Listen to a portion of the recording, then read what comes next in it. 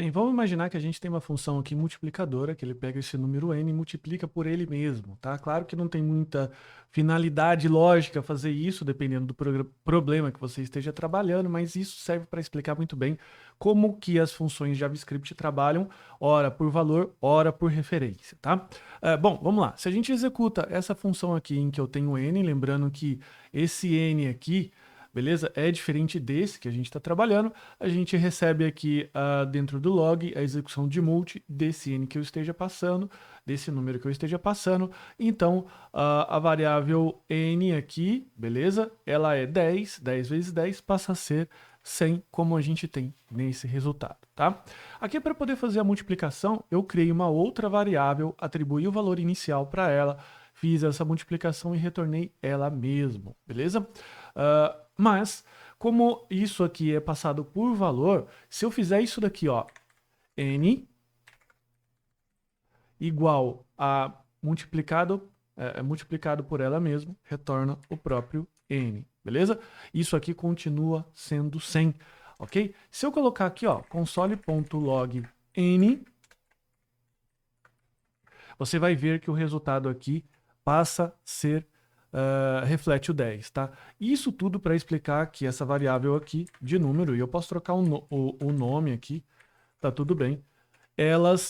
O que eu faço com essa variável dentro desse escopo não reflete para o escopo de fora. Ou seja, tudo que eu faço aqui, ó, mesmo sendo com um nome, tudo que eu faço aqui dentro, fica aqui dentro e não vaza, por assim dizer, fora desse escopo. Isso porque o JavaScript recebe apenas o valor. É como se ele criasse uma nova variável todas as vezes que eu executo essa função. Então, por mais que seja esse o mesmo nome, enfim, ele entende que você está passando o valor 10 e não a variável, beleza? Isso vai ficar mais claro quando eu criar agora uma função multi, em que ela faz a multiplicação para uma variável que eu passo do tipo objeto, tá? Eu vou declarar aqui, ó, const n igual a value 10, beleza? Estou passando aqui, criando um objeto n, eu vou só criar com outro nome aqui, para ele não conflitar. Eu vou criar aqui, ó, num objeto, beleza? E aqui, ó, num val. Assim eu acho que vai ficar bem mais claro quando você precisar rever esse exercício.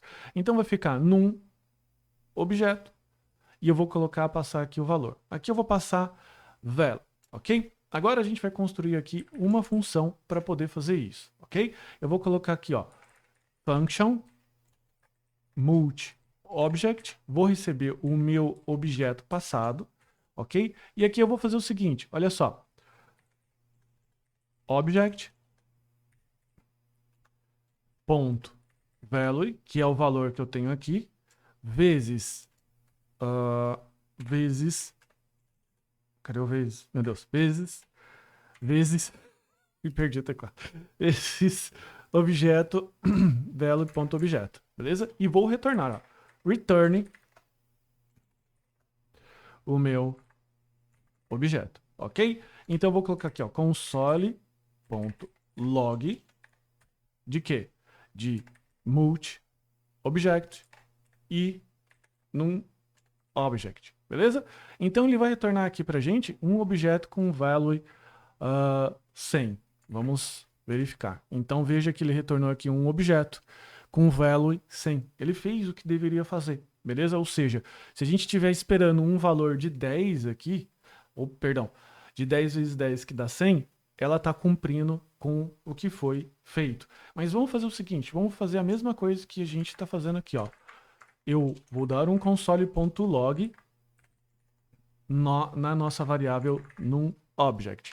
Olha só o que acontece. Você percebeu que essa variável aqui, ela foi alterada dentro da minha função, diferente desse comportamento?